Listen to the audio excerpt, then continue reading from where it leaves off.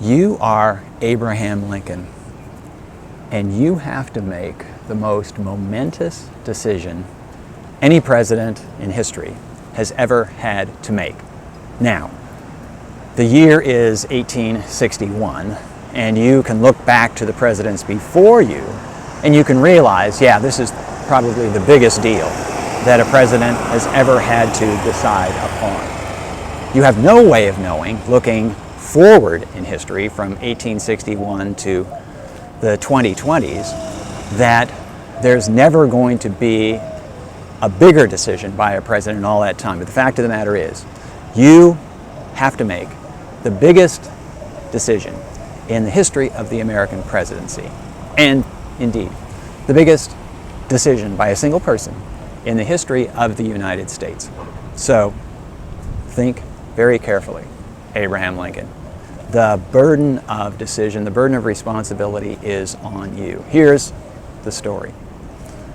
You were elected in 1860, the nominee of the Republican Party. The Republican Party is an anti-slavery party.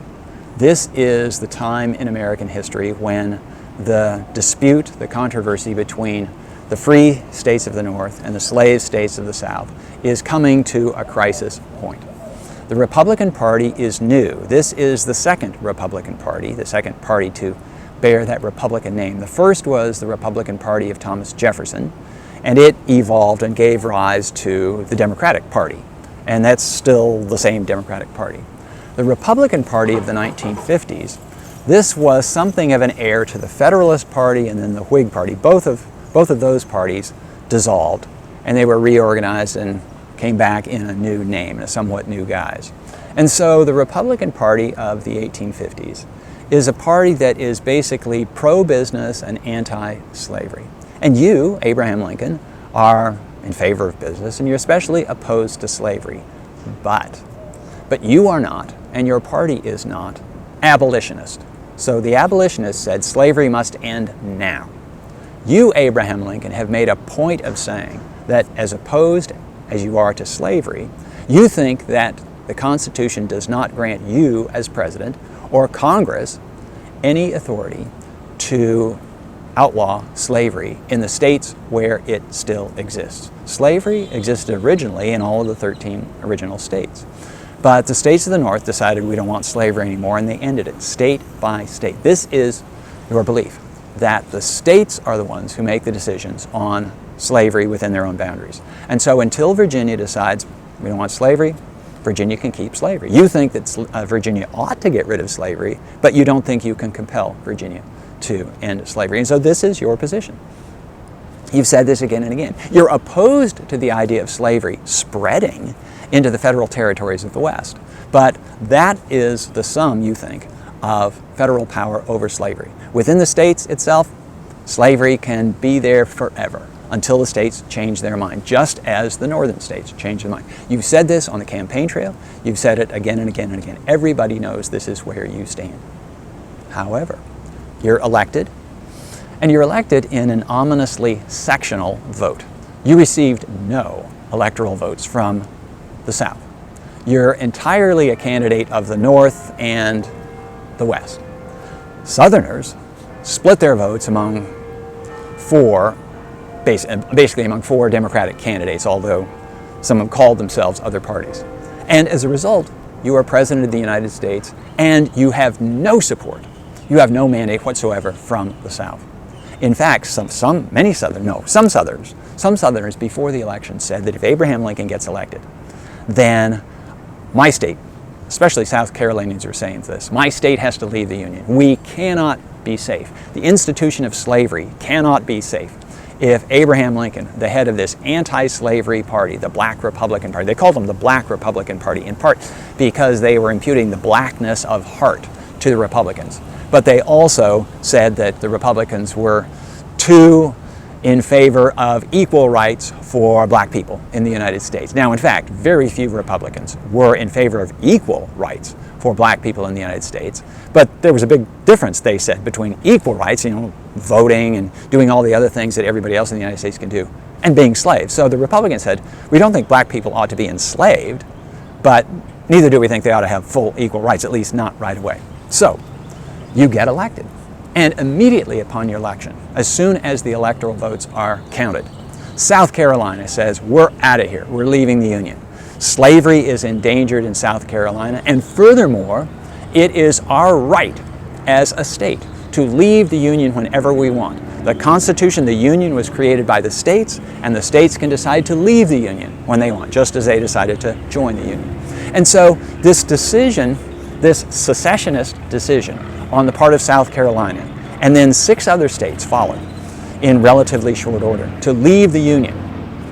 They claimed they had a right to do it as states. And under this theory, they could have claimed the right to leave the Union for whatever cause. In fact, South Carolina 30 years before had threatened to leave the Union in a dispute over a tariff. So it was a tariff as an import tax. So South Carolina was all set to leave the Union in a dispute over taxes. They claimed their right to leave the Union then over taxes. Now they claim their right to leave the Union over slavery. So 7 states leave the Union. Well, they say they have left the Union. They sign ordinances of secession, and they create a new government that they call the Confederate States of America. So this is the situation that greets you, Abraham Lincoln, at the time you are inaugurated. So what do you do about it? 7 states have left the Union. Well, again, you can't geographically leave the Union. South Carolina can't detach itself physically from the rest of the country and pull away. You can't do anything like that. South Carolina has declared that it's no longer part of the Union. Likewise, the other 6 states that have seceded and joined the Confederacy. So, President Lincoln, what do? You have options. People always have options. James Buchanan was president until just a day ago, just before you were inaugurated. And James Buchanan took the position that secession was unconstitutional, that the southern states could not legally secede. But he also said that the Constitution did not give the President of the United States authority to use force to prevent secession. So he basically said, southern states that have left the Union, you're wrong, you can't go. But I can't do anything to stop you. Now, in Buchanan's favor, he also recognized that as a practical matter, he, Buchanan, could say, all right, the government of the United States is going to prevent you from leaving the Union, but he was very shortly no longer going to be president. And so in deference to Abraham Lincoln, in deference to you, Abraham Lincoln, he didn't take a strong position on it. He left it to you. And so here it is. The ball is in your court. The question is in your hands. What do? There were a substantial number of people, some of them quite influential, who said, don't do anything at all. In fact, even some of the abolitionists, the ones who were opposed to slavery and wanted to end immediately, they said, let the South go. We don't want to have anything to do with slavery. Just we'll wash our hands of slavery and then we'll be done with it. And let the wrath of God come down on the southern states themselves, and it won't touch us. So there were a lot of people in the United States, I'll call it the Union, because we're very quickly getting to a point where it's the Union and the Confederacy. But it's important to note that Abraham Lincoln never recognized the Confederacy. And so for him, the Union is the whole Union. It's just part of it is in this rebellion. But anyway, so there is a not insubstantial opinion in the North that says, don't do anything, Abraham Lincoln, just let the South go, good riddance. Probably they'll come scurrying back when they realize that they're missing out on all sorts of stuff. You don't know the value of the Union until it's gone. You don't know what you've got till it's gone, that basic principle. So, Lincoln's hearing this, and he's thinking, okay, well, maybe. But on the other hand, he just took, you, Abraham Lincoln, you just took an oath of office to preserve, protect, and defend the Constitution of the United States. Well, the Constitution of the United States, in what portion of the United States? Just in those states that haven't seceded? Do you have an obligation? Did you swear an oath to preserve the Constitution in South Carolina and in Georgia and in Texas?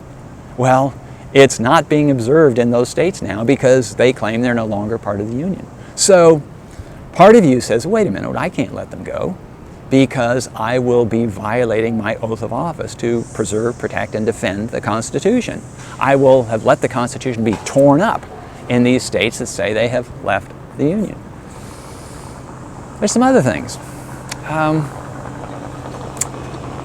You look at the map of the United States and you realize that if you let the states that have declared their independence, basically they've declared their independence of the United States, go, then you risk the future of the United States. A critical state was Texas.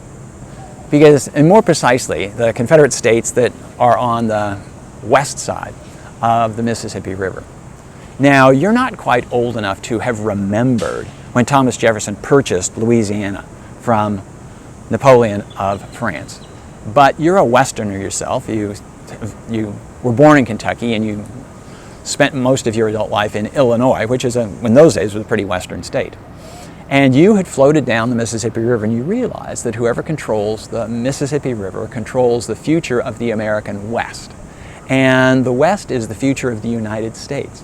And when Louisiana and Texas in particular, when those two states have left the Union, then the southern part of the Mississippi River is cut off. And there is this barrier to the commerce, the riverborne commerce of the Ohio Valley, the upper Mississippi Valley, and Missouri. And this is going to be seriously dangerous for the future of the United States. And part of you is thinking, okay, if secession had been confined to the southeastern corner of the United States, where it really didn't have any future, maybe let them go. They'll see the error of their ways soon enough. But once secession jumps the Mississippi River and threatens the future of the American heartland, even that part of the heartland that remains within the United States, then you decide, I cannot allow this to happen. And so you say in your inaugural address, you make very clear that you are not going to allow secession to persist.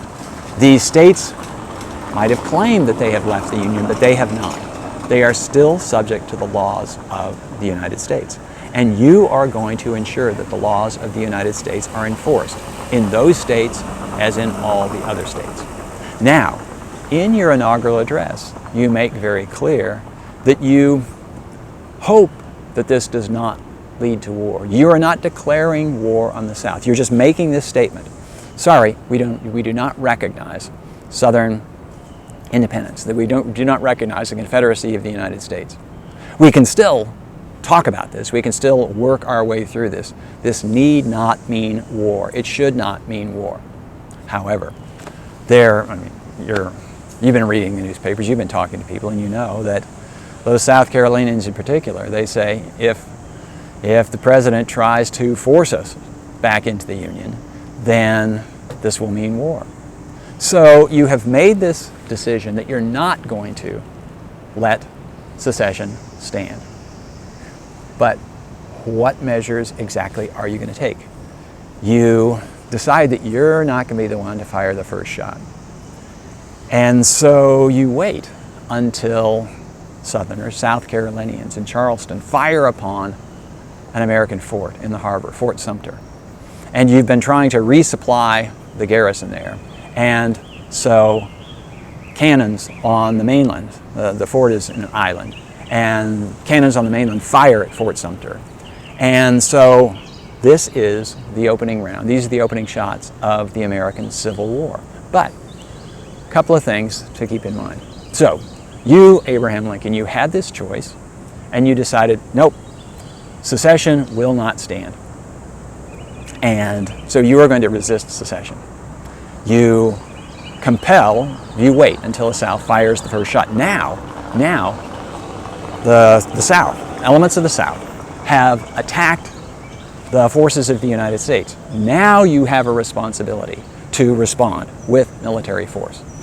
But a couple of things are important to keep in mind. One is that although historians, like me, will call this the Civil War, to you, this is not really a war. Because a war presupposes there are two independent states, two nations that are fighting against each other. You don't recognize that the Confederacy is independent.